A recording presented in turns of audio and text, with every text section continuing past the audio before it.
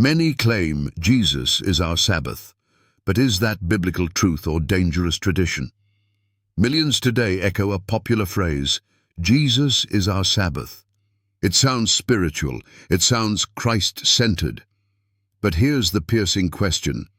Does this phrase honor Scripture, or does it cleverly dismiss the fourth commandment of God? Let's begin with the foundation. Exodus 20:8-11 commands, "Remember the Sabbath day to keep it holy. The seventh day is the Sabbath of the Lord thy God." This commandment is not symbolic. It's a direct, time-bound instruction rooted in creation and carved by God's own finger into stone. Nowhere in the Bible did Jesus say, "I am now the Sabbath, so ignore the commandment." That idea is not Scripture. It is assumption, and a dangerous one. Because when we replace God's clear commandments with man-made interpretations, we tread the same path as the Pharisees who invalidated God's law by their tradition. Mark 7:9.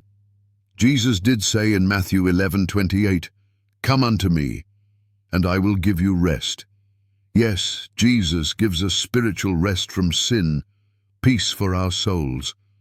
But this is not the same as the seventh-day Sabbath of the Ten Commandments.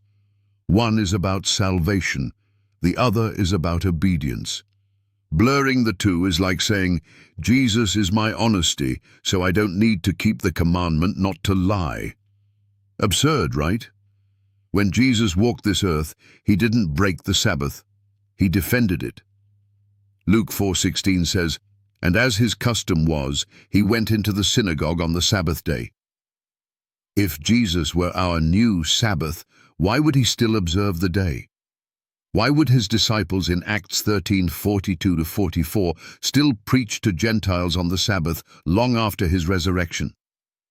Hebrews 4 is often misused to justify this "Jesus is our Sabbath" idea. But a careful reading shows that the chapter teaches about entering into God's rest by faith.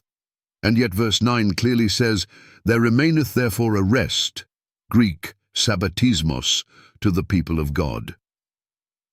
Sabbatismos means a keeping of the Sabbath. It does not mean Jesus replaced the Sabbath. It means that even in New Testament times, a literal Sabbath-keeping remains for God's people. Now think carefully. If Jesus, who never sinned, broke even one of the 10 commandments, including the fourth, he could not be our perfect sacrifice, but he kept them all. He was Lord of the Sabbath, at Mark 2:28, not Lord instead of the Sabbath. So, where did this idea come from that Jesus is the Sabbath? It came not from Scripture, but from theologians seeking to justify Sunday worship. The real root, a tradition born after the apostles, enforced by Rome and embraced over time until the world forgot God's holy day. It's the very tradition Jesus warned us about, that would make the word of God of none effect. Mark 7:13. Let's be honest, claiming Jesus is my Sabbath sounds holy, but it bypasses obedience. It lets people ignore the fourth commandment while still sounding religious. But God doesn't bless half-truths dressed in holy words. The fourth commandment begins with one word, remember. But the world says, forget. Who will you believe? The choice is simple.